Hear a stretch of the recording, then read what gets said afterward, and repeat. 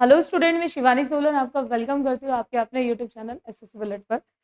आज इस सेशन के अंदर मैं आपके साथ डिस्कस करने वाली हूँ एमटीएस 2024 की स्ट्रेटेजी।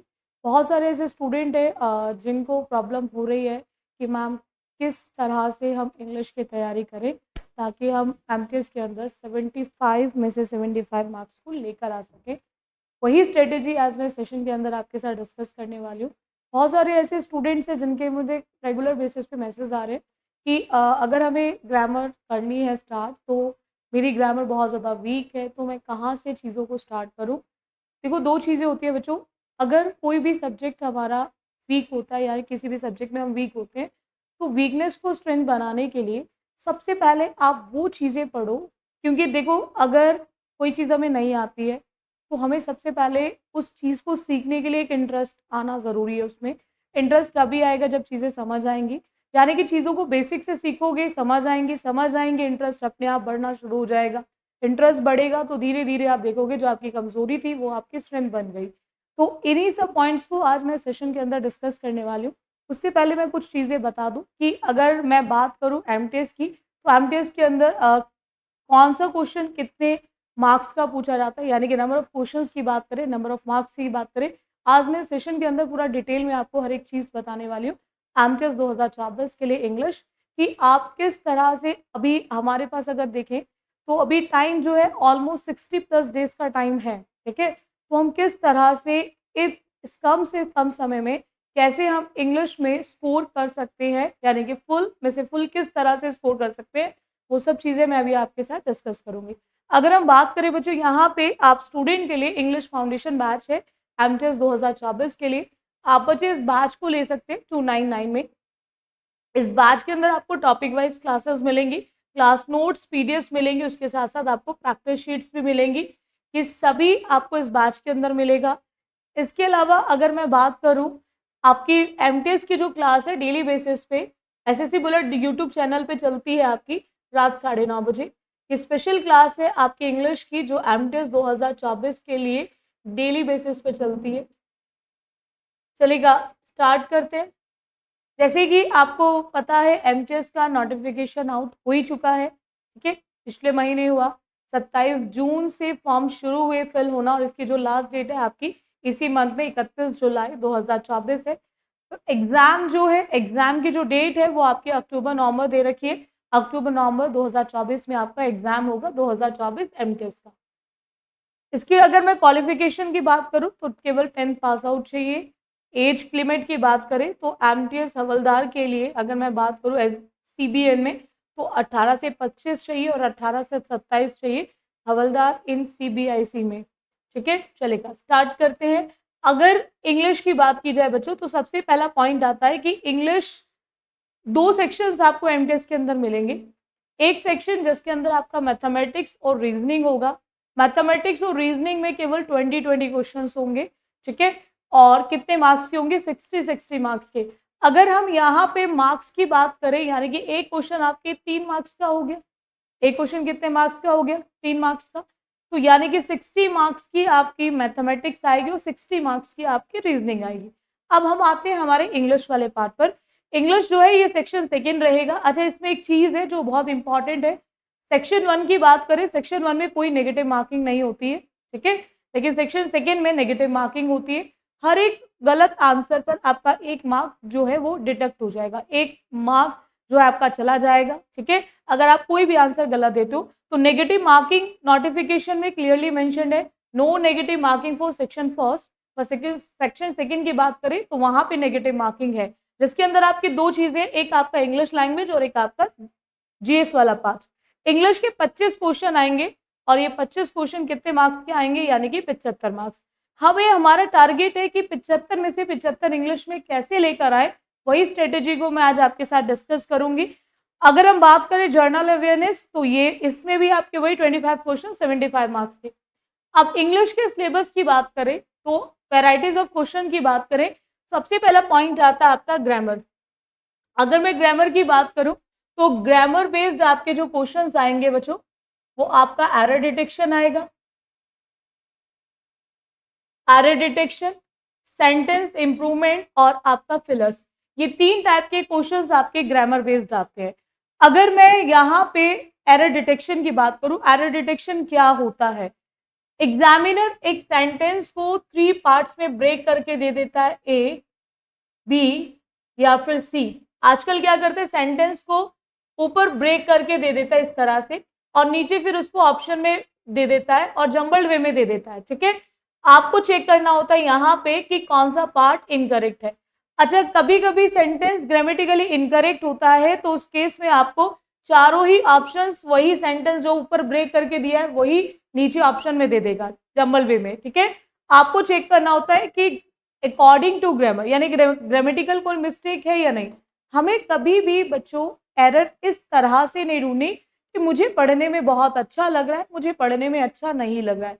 इस तरह से एरर आपको कभी भी नहीं ढूंढनी। आपको जो एरर को ढूंढना है वो किसके बेसिस पे ढूंढना है? आपको ग्रामर के बेसिस पे। पहले मैं आपको ग्रामर का सिलेबस लिखवा देती हूँ, फिर मैं आपको बताऊंगी कि कहाँ से आपको चीजों को शुरू करना है। ग्रामर की बात करें, ग्रामर के अंदर आपके 15 टॉपिक्स हैं। पहला आपका tense, subject verb agreement,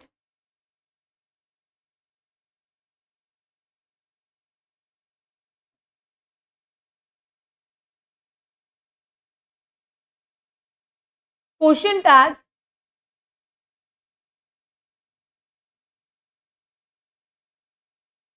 conditional sentences,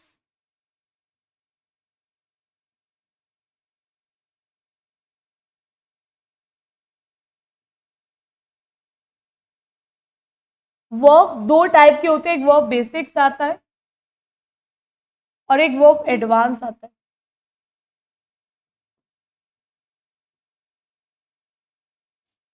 इसके अलावा आपका नाउन है, प्रोनाउन है, एडजेक्टिव है। आज मैं आपके हर एक क्वेश्चन का आंसर इस सेशन के अंदर दूंगी, जो आप बच्चों के मैसेज रेगुलर बेसिस पे मुझे, चाहे लाइव क्लास हो या आफ्टर क्लास, जो आप मुझे कमेंट बॉक्स में लिख के देते हो, वो सभी क्वेश्चंस के आज आपके आंसर्स इस सेशन के अंदर आपको दिए जाएंगे। इसके अलावा आपका आर्टिकल आता है,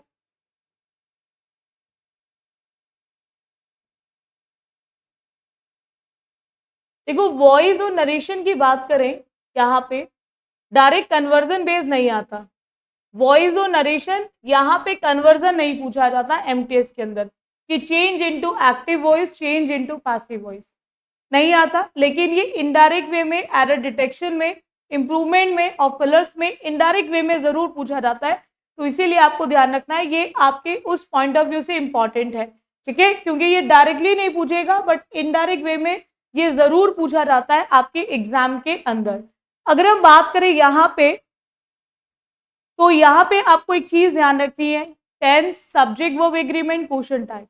कंडीशनल वर्ब दो टाइप के, एक बेसिक और एक एडवांस। बेसिक के अंदर आपकी दो चीजें आएंगी, एक कंफ्यूजिंग वर्ब आएगी और दूसरी आपकी आएगी modals, can, may, might, must, ought to.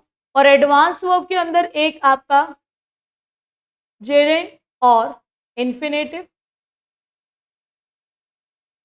और दूसरे आएंगे आपके पार्टिसिपल। 3 पार्टिसिपल इसके अंदर आएंगे, एक आपका प्रेजेंट पार्टिसिपल आएगा,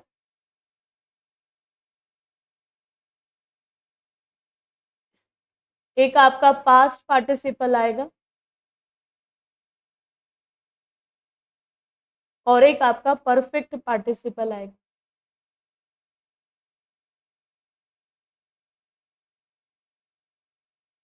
ये 3 पार्टिसिपल आपके आते हैं, प्रेजेंट, पास्ट और परफेक्ट पार्टिसिपल।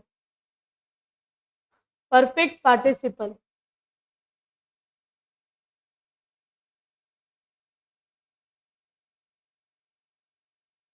आपको ध्यान रखना है, ये जो एडवांस वर्ब है इसके अंदर हम पूरा डिटेल में पढ़ेंगे, कब जेरेंट यूज होगा, कब इन्फिनेटिव, कब प्रेजेंट पार्टिसिपल, कब पास्ट पार्टिसिपल। ये सब हम पूरा इसके अंदर डिटेल में पढ़ेंगे कि किस तरह से हम इसको यूज करते हैं। अगर हम बात करें यहाँ पे नाउन की, नाउन, प्रोनाउन, एडजेक्टिव की बात करें, कंजंक्शन की बात करें, प्रेपोजिशन की बात करें, आर्टिकल, वॉइस नरेशन मैंने आपको बता दिया, डायरेक्ट कन्वर्जन नहीं पूछा जाता इसके अंदर, एग्जाम में कभी भी कन्वर्जन नहीं आता, बट इनडायरेक्ट वे में क्वेश्चन जरूर पूछा जाता है। इसके अलावा एक टॉपिक आपका एडवर्ब है। ये टोटल 15 टॉपिक्स हैं आपके इंग्लिश ग्रामर के अंदर, ठीक है। अगर हम बात करें यहाँ पे एरर निकालने की, जो आपको ब्रेक करके दिया गया होगा सेंटेंस जिसमें आपको एरर फाइंड आउट करनी है, तो ये आप इन्हीं टॉपिक के बेसिस पे चेक करेंगे। जो भी पार्ट आपको लगता है नाउन के हिसाब से गलत है, प्रोनाउन के अकॉर्डिंग गलत है, एडजेक्टिव के अकॉर्डिंग गलत है, एडवर्ब के अकॉर्डिंग करेक्ट है, गलत है, तो उसी पार्ट को आप as a correct answer option tick करेंगे। अगर आपको लगता है सेंटेंस में कोई भी गलती नहीं है, यानी कि ग्रामेटिकली जो सेंटेंस है, गिवन सेंटेंस है, वो बिल्कुल करेक्ट है, तो उसके लिए एक ऑप्शन बच्चों आपको मिलेगा, दैट इज नो एरर। ये तभी टिक होगा अगर सेंटेंस ग्रामेटिकली बिल्कुल करेक्ट होगा। अच्छा, ये नो एरर का जो ये ऑप्शन है, ये हर बार नहीं मिलता, कभी कभी एग्जामिनर इसको हटा देता है, यानी कि चारों ऑप्शन में आपको वही सेंटेंस को ब्रेक करके दे देता है। तो उसके अंदर वो आपको ये चीज क्लियर कर देता है कि सेंटेंस ग्रामेटिकली इनकरेक्ट दिया गया है, तो यानी कि गलती किसी ना किसी पार्ट में जरूर दी गई है, ठीक है। तो ये ऑप्शन हो भी सकता है और बहुत बार नहीं भी होता है, ठीक है। अगर हम बात करें सेंटेंस इंप्रूवमेंट की, तो सेंटेंस इंप्रूवमेंट क्या है बच्चों, यहाँ पे एग्जामिनर एक सेगमेंट को बोल्ड कर देगा, बोल्ड मतलब ब्लैक लेटर्स में, या फिर उतने ही सेगमेंट को अंडरलाइन कर देगा, या फिर उतने ही सेगमेंट को ब्रैकेट में दे देगा। ये तीन टाइप से देता है, या तो बोल्ड कर देगा, या अंडरलाइन कर देगा, या फिर आपको ब्रैकेट में दे देगा। अब जितना पार्ट बोल्ड है, ब्रैकेट में दिया गया है, या फिर अंडरलाइंड है, तो उतने पार्ट के लिए नीचे आपको 3 रिप्लेसमेंट देगा, ठीक है। अगर आपको लगता है कि वो पार्ट गलत है, तो आप देखो इसका करेक्ट आंसर ऑप्शन क्या होगा, ए, बी या फिर सी, ठीक है। बहुत बार ऐसा होता है अंडरलाइन पार्ट, ब्रैकेट में जो दिया गया पार्ट है वो बिल्कुल सही है, तो उसके लिए आपको एक ऑप्शन दिया रहता है, that is no improvement, no improvement, या फिर नो सब्स्टिट्यूशन रिक्वायर्ड। ये आप तभी टिक कर आएंगे बच्चे जब आपको लगेगा कि सेंटेंस जो अंडरलाइंड है, जो आपको ब्रैकेट में दिया गया, जो बोल्ड दिया गया, वो बिल्कुल सही है, ब्लैक लेटर्स वाला पार्ट बिल्कुल सही है। तो यहाँ पर भी आपको इंप्रूवमेंट चेक करने के लिए अगेन किसकी नॉलेज होनी चाहिए, ग्रामर की नॉलेज होनी चाहिए, जो अभी मैंने 15 टॉपिक्स आपको लिखवाए। फिलर्स हमारा ग्रामर का पार्ट इसलिए होता है बच्चों, क्योंकि यहाँ पर 2 टाइप के ऐसे आपके एमटीएस के अंदर क्वेश्चंस आते हैं फिलर्स के। कभी कभी फिलर के बाद ब्रैकेट दे देता है, ब्रैकेट के अंदर एक वर्ड दे देता है, और वो वर्ड कभी कभी सिनोनियम एंटोनिम से भी रिलेटेड होता है, कभी कभी ईडियम फ्रेजेस भी दे देता है। तो यहाँ पे फिलर एमटीएस के अंदर 2 टाइप के फिलर्स आते हैं। एक आपके वोकैब बेस्ड फिलर आते हैं, फिलर ब्लैंक डाल देगा और ब्रैकेट में वर्ड डाल देगा, और ऊपर आपको दे देगा कि फिल करना है किसका मीनिंग, ईडियम का, या फिर सिमिलर वर्ड बताना है, या अपोजिट वर्ड बताना है। एक तो फिलर ये वाला आता है आपका एमटीएस के अंदर, एक आता है आपका ग्रामर बेस्ड वाला फिलर। तो जो आपका सिनोनियम एंटोनियम ईडियम आता है, तो वो तो आपके वोकैब का पार्ट हो जाएगा, पर जो अदर होते हैं वो आपके किसका पार्ट होते हैं, ग्रामर का पार्ट होते हैं। मैंने 2 तरह के फिलर्स आपको बता दिए, 2 तरह के फिलर्स आपके पेपर में आते हैं, ठीक है। तो ये हर बार मिलेंगे आपको इस तरह से 2 तरह के फिलर, एक वोकैब से रिलेटेड और एक आपका ग्रामर से रिलेटेड। ग्रामर से जो रिलेटेड होगा उसमें डेफिनेटली आपको क्या फिल करना है, ग्रामर फिल करना है। अब आते हैं हमारे नंबर ऑफ क्वेश्चंस को लेकर कि एग्जाम में इन सबसे कितने कितने क्वेश्चंस आते हैं। अगर मैं यहाँ पे एरर डिटेक्शन की बात करूं, जिसको हम स्पॉट द एरर भी बोलते हैं, उनकी बात की जाए तो आपके एग्जाम में मिनिमम 3 और मैक्सिमम 5 क्वेश्चंस आते हैं। एरर डिटेक्शन के कम मिनिमम अगर मैं बात करूं तो 3 आते हैं, और मैक्सिमम की बात करें तो 5 क्वेश्चंस भी पूछे जाते हैं आपके एरर डिटेक्शन से रिलेटेड। अगर मैं इंप्रूवमेंट की बात करूं तो इंप्रूवमेंट में मिनिमम 2 भी रहते हैं और मैक्सिमम 5 तक भी पूछे गए हैं आपके सेंटेंस इंप्रूवमेंट के अंदर। कभी कभी मिनिमम 2 भी आ जाते हैं, कभी कभी मैक्सिमम 5 भी आ जाते हैं। अगर मैं बात करूं यहाँ पे फिलर्स की, तो फिलर्स के अंदर कभी 1 भी पूछा गया है और कभी कभी 3 तक भी पूछे गए हैं। तो आप इसे मान के चलो 1 से 2 क्वेश्चंस आपको फिलर्स के जरूर मिलेंगे आपके पेपर के अंदर। ये आपके ग्रामर का नंबर ऑफ क्वेश्चंस की बात करें तो ये रहता है आपके पेपर के अंदर रेशियो। एरर डिटेक्शन 3 से 5, मिनिमम 3, मैक्सिमम 5। सेंटेंस इंप्रूवमेंट की बात करें तो मिनिमम 2 और मैक्सिमम 5। और फिलर्स की बात करें तो 1 से 2 क्वेश्चंस आपको फिलर्स के जरूर आपके पेपर के अंदर मिलेंगे, और हो सकता है या ये 3 भी पूछे जाए, ठीक है, बट 1 से 2 क्वेश्चन फिक्स है कि इसके जरूर पूछे जाते हैं। अब आते हैं हमारे ग्रामर वाले पार्ट को छोड़कर वोकैब वाले पार्ट पर। वोकैबलरी की बात करें, वोकैब के अंदर कितने क्वेश्चंस आपके एग्जाम में पूछे जाते हैं, उससे पहले वोकैब में क्या क्या आता है वो जानना जरूरी है।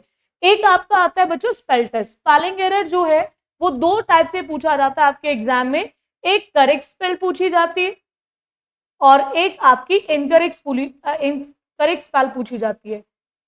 एग्जाम में ये क्वेश्चंस 2 टाइप से आते हैं, एक आते हैं डायरेक्ट वर्ड दे दिया जाता है, डायरेक्ट वर्ड होगा, ठीक है, और एक आता है ये सेंटेंस बेस्ड। एक ये सेंटेंस बेस्ड आते हैं आपके एग्जाम में, सेंटेंस बेस्ड क्वेश्चन होते हैं। यानी कि सेंटेंस बेस्ड में भी कैसे होते हैं बच्चों कि आपको सेंटेंस दे दिया जाएगा, उसके अंदर आपको कभी एक वर्ड भी गलत हो सकता है, कभी 2 भी हो सकता है, कभी 3 भी वर्ड गलत हो सकते हैं।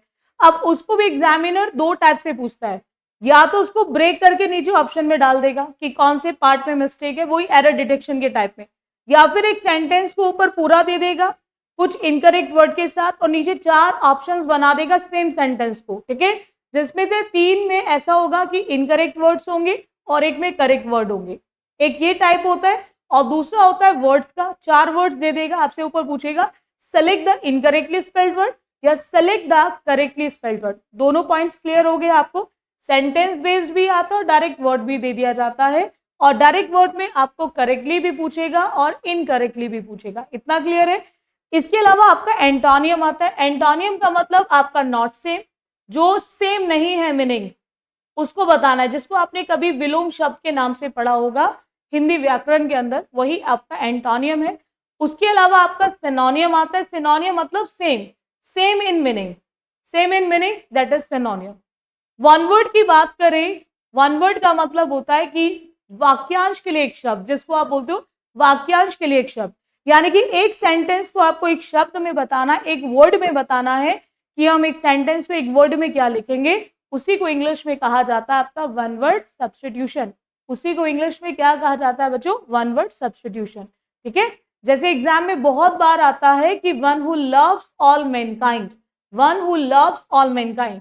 अब मैं एक सेंटेंस को बोल रही हूँ, मुझे अगर एक शब्द में बोलना है इसको कि one who loves all Mankind, तो इसको मैं एक शब्द में क्या बोलूंगी? तो मैं इसको शब्द में एक शब्द में क्या बोलूंगी? That is philanthropist. मैं इसको क्या बोलूंगी? फिलैंथ्रोपिस्ट, यानी कि जिसको आप मानव प्रेमी बोलते हो, जिसको आप बोलते हो मानव प्रेमी।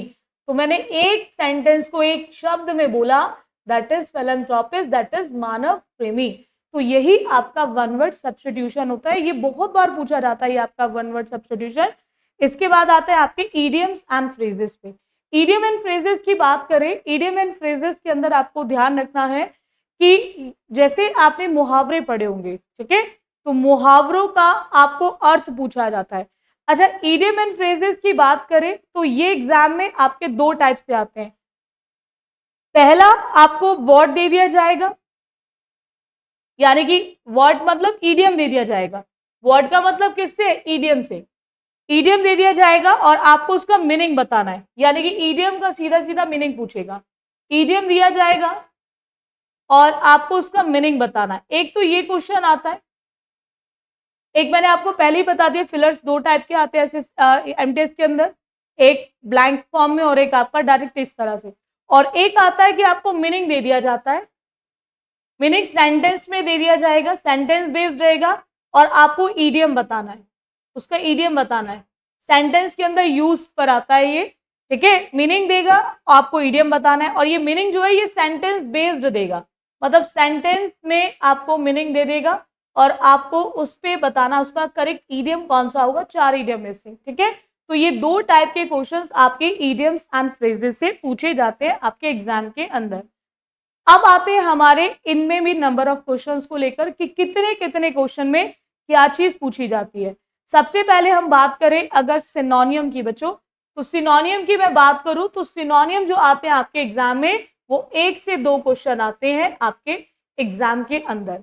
ये मैं जितना भी आपको अभी एनालिसिस आपके साथ शेयर कर रही हूँ, ये सब आपके लास्ट ईयर के बेसिस पे शेयर कर रही हूँ। 1 से 2 क्वेश्चन आपके सिनोनियम से आते हैं और इतने ही क्वेश्चन आपके एंटोनियम से आते हैं। 1 से 2 क्वेश्चन आपके एंटोनियम से पूछे जाते हैं, ठीक है। सबसे ज्यादा अगर मैं यहाँ पे वोकैब की बात करूं, सबसे ज्यादा जो वोकैब आपके एमटीएस के अंदर पूछी जाती है वो आपकी आती है इडियम एंड फ्रेजेस और spell test. Idiom and phrases और स्पेल टेस्ट आता है। अगर मैं इडियम फ्रेजेस की बात करूं तो मिनिमम 3 और मैक्सिमम 4। इडियम फ्रेजेस की मैं बात करूं तो ये मिनिमम 3 आते हैं और मैक्सिमम 4। 3 से 4 क्वेश्चन आपके पूछे जाते हैं इडियम्स एंड फ्रेजेस पे। और अगर मैं बात करूं यहाँ पे स्पेल टेस्ट की, तो स्पेल टेस्ट भी हर बार क्वेश्चन 2 से 3 क्वेश्चन स्पेल टेस्ट के जरूर पूछे जाते हैं आपके एग्जाम के अंदर। 2 से 3 क्वेश्चन जरूर आपके एग्जाम के अंदर पूछे जाते हैं आपके स्पेल टेस्ट को लेकर, ठीक है। अब बचता आपका one word substitution. One word substitution के साथ एक प्रॉब्लम है बच्चों कि ये कभी कभी आता भी है, कभी ऐसा भी हो जाता है बहुत सारे सेट्स में वन वर्ड नहीं भी आता है। तो लेकिन जब ये आएगा तो 1 से 3 क्वेश्चन लेकर आएगा, मिनिमम 1 और मैक्सिमम 3 क्वेश्चन भी आ जाते हैं। बट ऐसा बहुत बार हुआ है, बहुत सारे पेपर्स ऐसे हैं, बहुत सारे सेट्स में वन वर्ड सब्स्टिट्यूशन का कोई क्वेश्चन ही नहीं है। तो अगर मैं बात करूं वन वर्ड सब्स्टिट्यूशन की, ये वन वर्ड सब्स्टिट्यूशन के लिए है पॉइंट, ठीक है। वन वर्ड सब्स्टिट्यूशन की बात करूं 1 से 3 क्वेश्चन, इडियम फ्रेजेस की बात करूं 3 से 4 क्वेश्चन, सिनोनियम की बात करूं 1 से 2, सेम एंटोनियम 1 से 2, स्पेल टेस्ट आपका 2 से 3। यानी कि इसके अंदर सबसे ज्यादा जो क्वेश्चंस आते हैं वो आपके इडियम फ्रेजेस पे और स्पेल टेस्ट पे, उसके बाद आपका सिनोनियम, एंटोनियम और वन वर्ड सब्स्टिट्यूशन आता है। तो ये आपका वोकैब का पार्ट हो गया जो मैंने आपको क्लियर कर दिया, ठीक है, ताकि आपको किसी भी तरह का डाउट ना रहे। फिर भी आपको ये हर डाउट को लेकर, इसीलिए मैंने आज ये सेशन स्पेशल सेशन रखा हुआ है सैटरडे स्पेशल में, ताकि आपके हर डाउट को क्लियर किया जा सके। क्लोज टेस्ट जो है आपका क्या होता है, सबसे पहले आपको ये जानना जरूरी होता है। एक होता है बच्चों पैसेज। पैसेज का मतलब होता है कंप्लीट पैराग्राफ, ठीक है। एक होता है आपका पैसेज और एक होता है आपका क्लोज टेस्ट। अगर मैं बात करूं यहाँ पे, ये दोनों ही आपके रीडिंग बेस्ड हैं, लेकिन क्लोज टेस्ट एक इनकम्प्लीट पैराग्राफ होता है। क्लोज टेस्ट एक इनकम्प्लीट पैराग्राफ होता है। आपने बहुत बार देखा होगा एक पैराग्राफ ब्लैंक फॉर्म में दिया गया है, एक पैराग्राफ ब्लैंक फॉर्म में दिया गया है, उसके हर एक ब्लैंक के लिए नीचे 4 ऑप्शंस दिए होते हैं। आपको गिवन ऑप्शन के बेसिस पे डिसाइड करना होता है कि हम कौन सी ऑप्शन को फिल करें उस ब्लैंक के अंदर और वो उसको मीनिंगफुल तरीके से कंप्लीट करें, ठीक है। वहां पे ग्रामेटिकली और मीनिंग के साथ वो पूरा होना चाहिए पैराग्राफ। तो हर ब्लैंक के लिए नीचे 4 ऑप्शन दिए गए होंगे। अब देखो मैं अगर बात करूं क्लोज टेस्ट की बच्चों, तो क्लोज टेस्ट में हमें रीडिंग से ज्यादा हमें ग्रामर की जरूरत पड़ती है, क्योंकि अगर हम क्लोज टेस्ट को देखें तो क्लोज टेस्ट के अंदर 5 क्वेश्चंस आते हैं, ठीक है। और आजकल जो आपका रीडिंग पार्ट में आ रहा है वो आपका क्लोज टेस्ट ही पूछा जा रहा है, ठीक है। आपका क्लोज टेस्ट ही आजकल रीडिंग पार्ट के अंदर क्लोज टेस्ट ही आ रहा है और इसमें 5 क्वेश्चंस आते हैं क्लोज टेस्ट के अंदर, जिसमें 3 क्वेश्चंस अगर आप देखो, 2 से 3 क्वेश्चन ये सीधा सीधा आपके ग्रामर बेस्ड आते हैं। चाहे वो फॉर्म ऑफ वर्ब को लेकर आए, चाहे वो टेंस के सीक्वेंस को लेकर पूछे जाए, चाहे वो किसी प्रेपोजिशन को लेकर पूछा जाए, या फिर इन्फिनेटिव पार्टिसिपल के यूज को लेकर पूछा जाए, या फिर आपके टेंस का कौन सा टेंस यूज होगा, यानी कि वो सीधे सीधे आपके ग्रामर बेस्ड होते हैं। और अगर मैं बात करूं 2 से 3 क्वेश्चन, यानी कि अगर ये 3 होंगे तो ये 2 होंगे और ये 2 होंगे तो ये 3 होंगे, बस ये सीक्वेंस चलता है। ये आपका सीधा सीधा वोकैब से पूछा जा रहा है। ये एक पॉइंट चल रहा है आपके क्लोज टेस्ट को लेकर, ठीक है। तो यहाँ पर क्लोज टेस्ट के लिए भी हमारा ग्रामर वाला पार्ट बहुत अच्छा होना बहुत जरूरी है। उसके बाद आता है आपका पैसेज। पैसेज एक कंप्लीट पैराग्राफ होता है, एक पैराग्राफ दिया रहता है जिसके ऊपर बेस्ड आपको 5 क्वेश्चन दिए होंगे। उन ऑप्शंस के बेसिस पे, और ऑप्शन में वही ऑप्शन को आप आंसर ऑप्शन टिक करेंगे जो इंफॉर्मेशन आपको गिवन पैराग्राफ के अंदर दी गई है। पैराग्राफ में जो इंफॉर्मेशन दी गई है उसी के बेसिस पे आप करेक्ट आंसर ऑप्शन को टिक करेंगे। इतना क्लियर है? तो ये आपका पैसेज हो जाएगा। Varieties of questions, I hope आप सभी बच्चों को क्लियर हो गया होगा, क्योंकि बहुत सारे स्टूडेंट्स हैं जिनको डाउट था कि कौन सा टाइप कितना पूछा जाता है, कितना नहीं पूछा जाता है, नंबर ऑफ क्वेश्चंस क्या रहते हैं एमटीएस के। ये लास्ट 2 to 3 इयर्स के एनालिसिस के बेसिस पे मैंने आपके साथ शेयर करी है। अगर हम बात करें अब ग्रामर को लेकर, अब बहुत सारे ऐसे बच्चे हैं जिनको ये रहता है कि मैम इंग्लिश ग्रामर अगर हमें सीखनी है तो हमें कहाँ से सीखनी है, ठीक है। तो इसके लिए मैं आपको बता दूं कि जो ग्रामर वाला पार्ट है, आप सबसे पहले, आप बच्चे सबसे पहले सब्जेक्ट वर्ब एग्रीमेंट टॉपिक को पढ़ो। सबसे पहले सब्जेक्ट वर्ब एग्रीमेंट टॉपिक को पढ़ो। सब्जेक्ट वर्ब एग्रीमेंट टॉपिक से दो चीजें निकल कर आएंगी। पहला, आपको बिल्कुल बेसिक चीजें क्लियर होंगी, यानी कि सब्जेक्ट और वर्ब का यूज करना सीखोगे आप। सब्जेक्ट और वर्ब के यूज को सीखोगे कि इन दोनों के बीच में कैसा एग्रीमेंट है, किसके हिसाब से कौन यूज होती है, सब्जेक्ट के हिसाब से वर्ब या वर्ब के हिसाब से सब्जेक्ट। सब्जेक्ट कितने टाइप के होते हैं, वर्ब कितने टाइप की होती है, ये एक सेंटेंस को बनाने के लिए बड़ी इंपॉर्टेंट चीजें हैं। तो इसलिए सबसे पहले आपको सीखना है तो एक बेसिक सा topic, that is subject verb agreement. और दूसरा इसका रीजन ये भी है इसको सीखने का, अगर आप पेपर्स उठाओगे तो आप देखोगे कि सबसे ज्यादा क्वेश्चन भी आपके basic topic subject verb agreement से पूछे जाते हैं। कि बड़ा ही इंपॉर्टेंट टॉपिक है बेसिक, लेकिन बहुत इंपॉर्टेंट टॉपिक है। एसएससी का कोई भी पेपर उठा लो आप, सबसे ज्यादा क्वेश्चंस आपको सब्जेक्ट वर्ब एग्रीमेंट टॉपिक से मिलेंगे।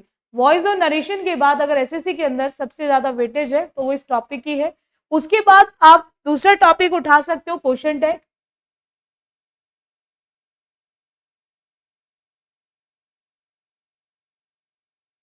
इससे भी क्वेश्चन जरूर एक मिलेगा। फिर तीसरा टॉपिक आप कंडीशनल्स ले सकते हो।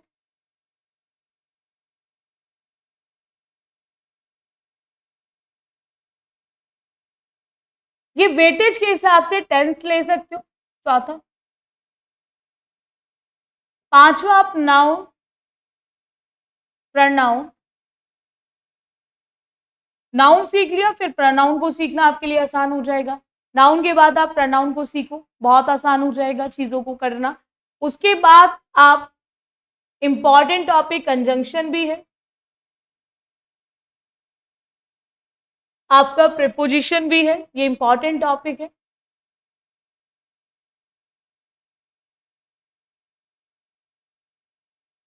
अब वो बेसिक्स के बाद पहले वर्ब बेसिक्स करो और उसके बाद वर्ब एडवांस को फॉलो करो। वर्ब एडवांस को फॉलो करो, क्योंकि बेसिक आ गया तो वर्ब एडवांस आपको आसान हो जाएगा सीखना, ठीक है। इसके साथ साथ आप एडजेक्टिव पहले करो और उसके बाद एडवर्ब को सीखो।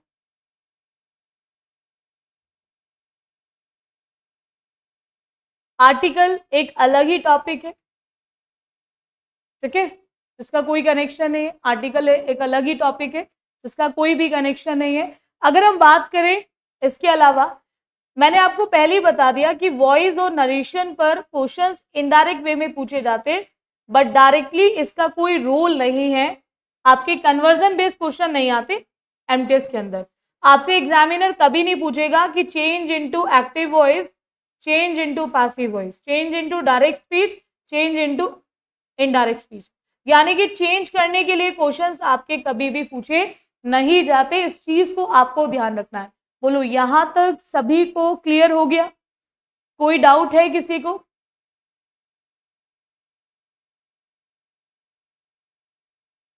ठीक है, तो ये आप एक सीक्वेंस को फॉलो कर सकते हो। ये मैंने आपको इसलिए बोला, बेसिक टॉपिक पढ़ने से आपको बेसिक चीजें क्लियर हो जाएंगी।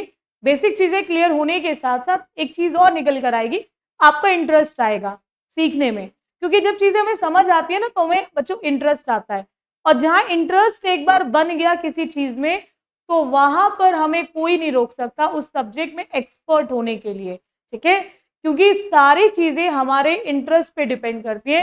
क्योंकि अगर कोई किसी सब्जेक्ट में हम बहुत अच्छे होते हैं, हम उस सब्जेक्ट को 3-3 4-4 घंटे दे पाते हैं। क्यों? क्योंकि हमारा इंटरेस्ट होता है, इंटरेस्ट बना हुआ है, इसलिए हम उस सब्जेक्ट पे 4-4 घंटे लगे हुए हैं। तो ये सारी चीजें हमारे इंटरेस्ट पे डिपेंड करती है। इंटरेस्ट तब आता है जब चीजें समझ आती हैं। तो अगर बेसिक चीजें क्लियर है तो इंग्लिश को सीखना बहुत ज्यादा मुश्किल नहीं है। अब इसके लिए मैं आपको दो चीजें बता दूं। दो तरह के स्टूडेंट्स हमारे होते हैं। एक वो बच्चा जो कोई भी परचेज नहीं कर सकता पेड बैच को, वो कोई भी पेड बैच नहीं ले सकता किसी भी प्लेटफॉर्म पे जाकर। तो उन बच्चों के लिए मैंने क्लासेस स्टार्ट करी हुई है।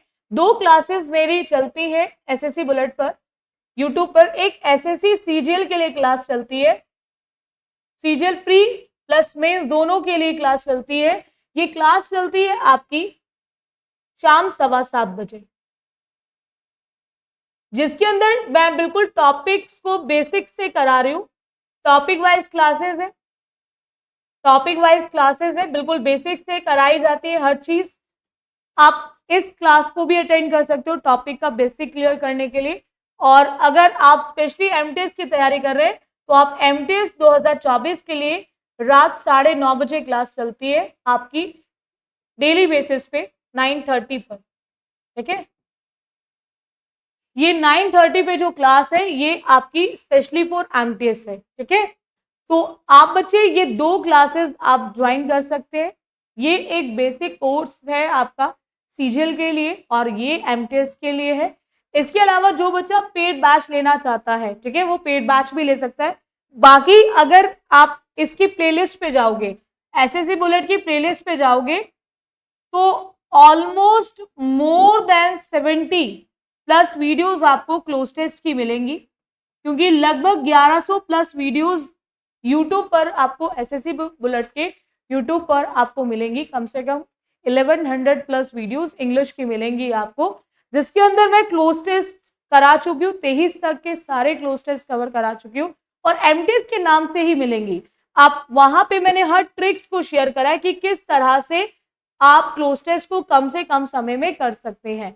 दूसरा, अगर मैं बात करूं यहाँ पे कि वोकैब के लिए भी मैं बहुत सारी क्लासेस ले चुकी हूँ, बाकी रेगुलर क्लासेस चल भी रही हैं, तो आप वोकैब वाली प्लेलिस्ट को चेक कर लो।